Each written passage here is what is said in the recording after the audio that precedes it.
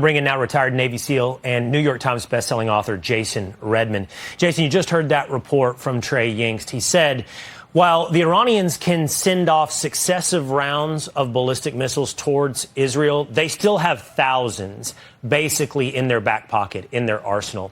Is there any concern, as far as you understand, that the Iron Dome's capabilities of responding to those successive rounds can be depleted? I mean, the Iron Dome is obviously a system that at some point could be overwhelmed. But like he said, I mean, they can only launch about 50 at a time. The United States government, Israel is one of our strongest allies. We're going to be set up. We're going to be supporting them. And I know we're actively working to shoot down anything that the Iranians try and send into Israel. I am more impressed with, obviously, the highest level of special operations they utilize to these elimination operations to take out top commanders. I think that is the biggest message that Israel sent to Iran and the world. It's something that you know about special operations, Jason. I know you fairly well. So talking to an individual like yourself, I think that deserves the obvious follow-up. What impresses you? I mean, obviously the execution and the accomplishment, but what went into that from your side of understanding and appreciating what they pulled off in Iran? I mean, it's impressive to penetrate into another nation, into their sovereignty, to put in special operations teams. We call this advanced special operations. What they pulled off, I guarantee, was years in the making. When we're overseas and we're looking at targeting individuals, whether key leaders, whatever that is, we build target packages over time. We have to establish patterns of life. We have to know where they're going to be. Where do they live? How do they move? What's their protection look like? These were some of Iran's top military leaders. I mean, effectively, they took out the chairman of the Joint Chiefs of Staff. They took out our special operations commander, and they took out one of Iranian's top physicists behind their nuclear program. And they did all this in one night with teams that they had put on the ground that developed these intel packages. They were on standby until this moment. The Rising Lion operation was launched, and it is amazing. Well, it goes even further, and this is what blew me away when I read about this even more.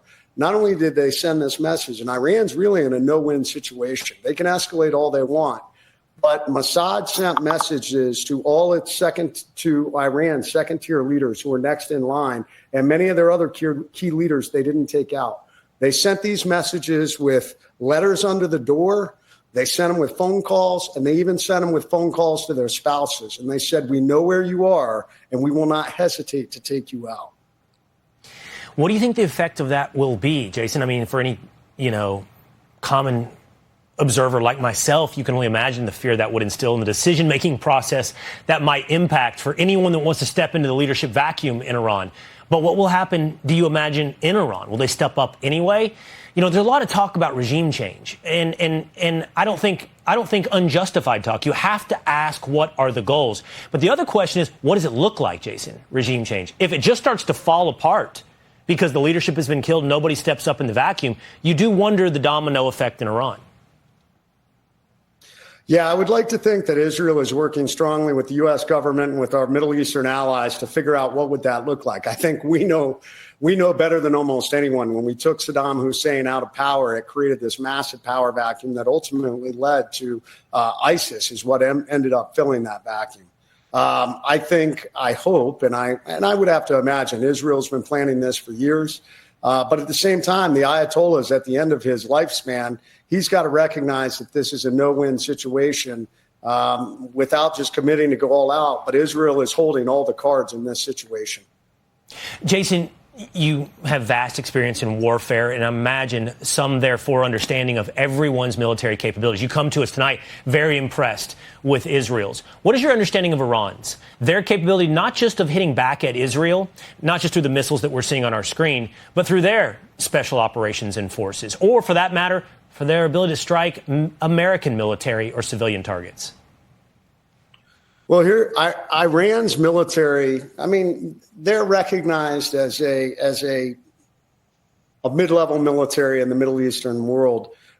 Interestingly enough, Iran has fought all their wars through proxies. They've done it through Hezbollah. They've done it through Hamas. I mean, when we were in Iraq, when I was wounded in 2007, we lost guys because we knew we had Quds Force, that's Iranian Special Forces guys on the ground, Iran was putting in special projectiles and demolitions that would penetrate our armor. And that's the way Iran's always fought. Israel has worked very effectively to eliminate this. I mean, we've seen these incredible operations Israel has pulled off, systematically eliminating Hamas leadership, Hezbollah leadership. The Patriot attack that Israel pulled off years ago, or last year, was phenomenal. Another exercise in amazing advanced special operations. Right. Incredible conversation, as it is always. Jason Redman, thank you for being with us here tonight.